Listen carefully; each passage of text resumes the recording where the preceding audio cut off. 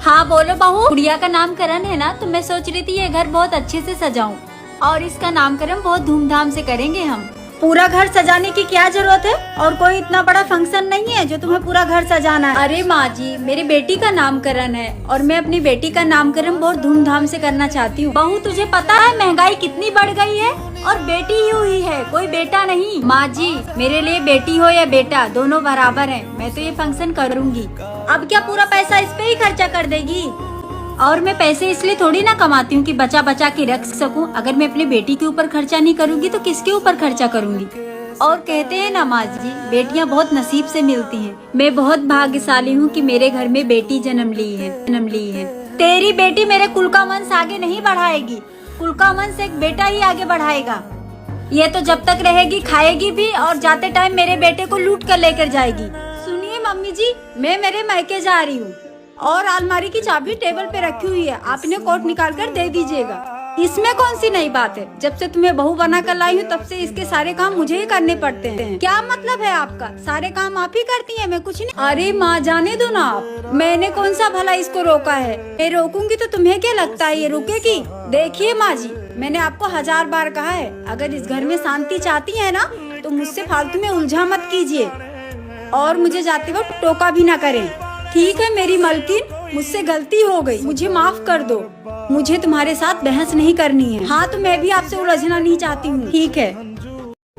अरे माँ एक बात बताओ, आप भाभी से इतना डरती क्यों हो?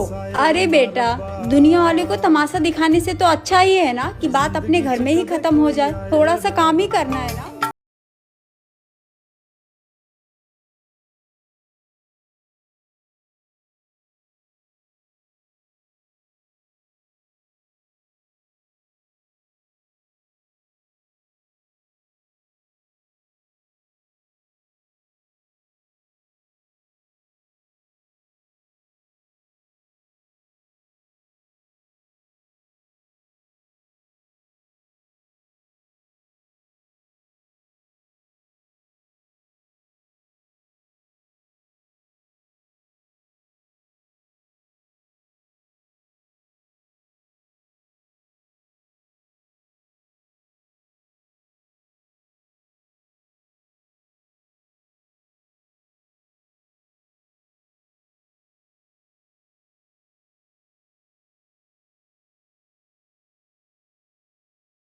देवरानी जी, मैंने सुना माँ जी के 2 सोने के कंगन गुम गए। अरे झूठ बोल रही होगी बुढ़िया। मुझे लग रहा है इस बार वो सच बोल रही है, क्योंकि रो भी रही थी वो। अरे एक नंबर की नौटंकी बाज है। 2 आंसू निकालना उसके लिए कोई मुश्किल का काम थोड़ा ना है। बात तो तू एकदम सही बोली है, किसी एक्टर से कम एक्टिंग नहीं करती हमारी बुढ़िया। वही ना दीदी, आप इन सब चक्करों में मत पड़ो, आप जाओ अपना काम करो। एक बात बता, जब ये बुढ़िया कंगन रख के गई थी तब इस घर में बस हम दोनों थे। मैंने तो ये कंगन चुराया नहीं, तो कहीं। हाँ तो मोटी, तुझे क्या लगता है ये कंगन मैंने चुराया है? मुझे लगता नहीं है, मुझे पूरा यकीन है ये कंगन तूने ही चुराए हैं। मुझे तो लगता है ये कंगन तूने चुरा कर ना अपने गरीब मायके वालों को भेज दिया है। चुड़ैल, मेरे मायके वालों को गरीब बोल रही है? हाँ तो मोटी, तू क्या मुझे चोर नहीं बोलेगी? तू खानदानी चोरनी है। मुझे तो लगता है जब मेरा कान का गुमा था ना, वो भी तूने चुराया होगा। मुझे तो लगता है जब मेरी अंगूठी गुम हुई थी वो तूने चुराई थी।